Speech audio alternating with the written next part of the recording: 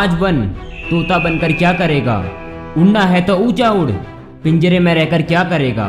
लेना है तो डिसीजन ले, सलाह लेकर क्या करेगा। जीना है तो बाज बन, चापलूसी कर कर क्या मिलेगा। फैलाने हैं तो पंख फैला, अफवाह फैलाकर क्या करेगा।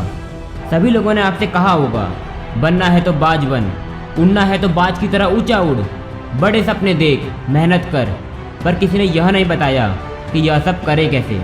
तो आज मैं आपको बताऊंगा कि आप यह सब कैसे करोगे। क्या यह आसान होने वाला है? नहीं, बिल्कुल भी नहीं। पर यह असंभव भी नहीं है। आपको सबसे पहले बाज के एटीट्यूड को अपनाना होगा। Attitude of an eagle. Eagle के माइंडसेट को समझना होगा। नंबर 1, बाज को तूफान पसंद है। जितना खतरनाक मौसम होगा उससे कई ज़्यादा बड़ा बाज का हौसला होगा। जब बारिश होती है, तूफान आता है, सभी पशु पक्षी अपने घोंसले में चले जाते हैं।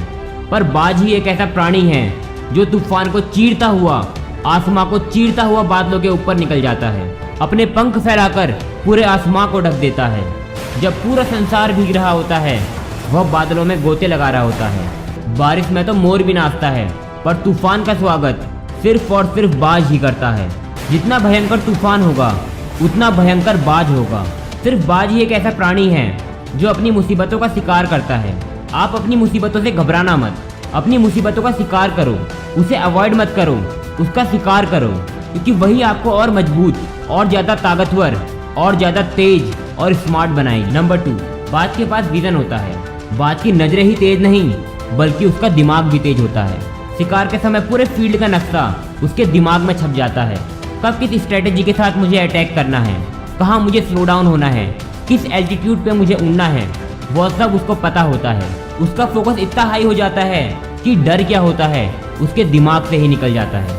अपने गोल्स पर लेजर फोकस के साथ आगे बढ़ना तो जैसे उसके लिए एक आम बात है। अगर आपको भी कुछ पाना है तो सिर्फ और सिर्फ अपने गोल्स पर फोकस करो। डिस्ट्रैक्शन को डिस्ट्रैक्ट होने दो, अपने गोल्स पर फोकस करो।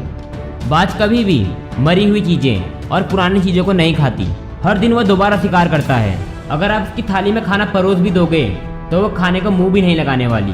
भले ही उसकी कंडीशन क्या है, वह उड़ते हुए जाएगी और अपने शिकार को पकड़कर फिर उसको खाएगी। उसको कोई फर्क नहीं पड़ता कि कल उसके साथ क्या हुआ था। उसको कोई फर्क नहीं पड़ता कि उसके पंखों में चोट लगी है। उसको कोई फर्क नहीं पड़ता कि उसका पंजा दर्द हो रहा है। सीधी बात बोलूं तो बाज को प्रेजेंट में रहना ज़्यादा पसंद है। वह जिस भी कंडीशन में है वह उसको ओवरकम करती है, और यही एटीट्यूड उसे सभी प्राणियों से अलग करती है। कल क्या हुआ आपको उससे कोई मतलब नहीं रखना चाहिए। उस बात को भूलकर आगे बढ़ो। आपकी अभी पूरी जिंदगी बाकी है। कब तक याद करोगे अपना बीता हुआ कल? आने वाले कल के बारे में कुछ सोचो।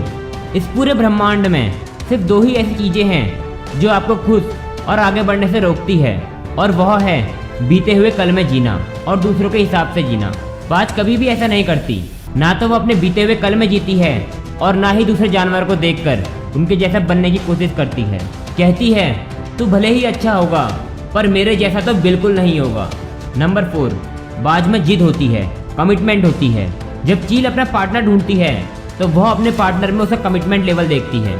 सबसे जरूरी होता है ट्रस्ट। फिर चाहे वो आपका बिजनेस हो, आपका रिलेशन हो, आपकी पर्सनल लाइफ हो, हमें अपनी बातों की वैल्यू को समझना चाहिए। आपके द्वारा बोला गया एक एक शब्द आपके लिए पत्थर की लकीर होनी चाहिए। एक बात याद रखना, जिस दिन आपके शब्दों की वैल्यू खत्म हो गई उस दिन आपकी वैल्यू खत्म हो जाएगी, और जिस दिन आपने ट्रस्ट तोड़ा उस दिन आप खत्म हो जाओगे।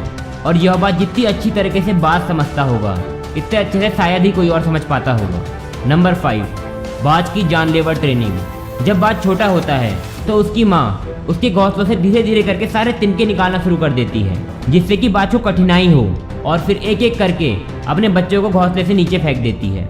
और वह यह तब तक करती है जब तक उसके बच्चे उड़ना नहीं सीख जाते, क्योंकि उसकी माँ को पता है अगर ये दर्द नहीं सहेंगे तो ये कल का दिन नहीं देख पाएंगे।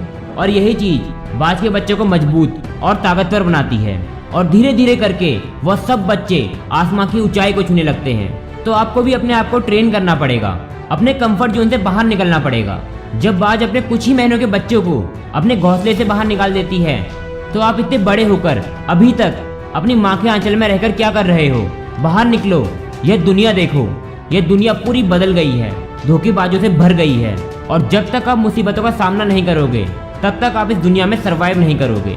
नंबर 6, बाज अकेला उड़ता है। जो अकेला उड़ता है सबसे मजबूत पंख उसके होते हैं। कभी भी अकेले उड़ने से डरना मत, अकेले चलने से डरना मत। सच्चाई तो यह है कि लोग आपके सपनों की इज्जत नहीं करते, वह कभी भी आपको सपोर्ट नहीं करेंगे।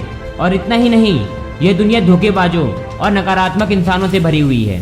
और अगर आप उनको अपने सपनों के बारे में बताओगे तो वह आपको रोकने की कोशिश करेंगे, वह आपको नीचे दिखाने का प्रयास करेंगे, वो आपके सपनों को समझ नहीं पाएंगे।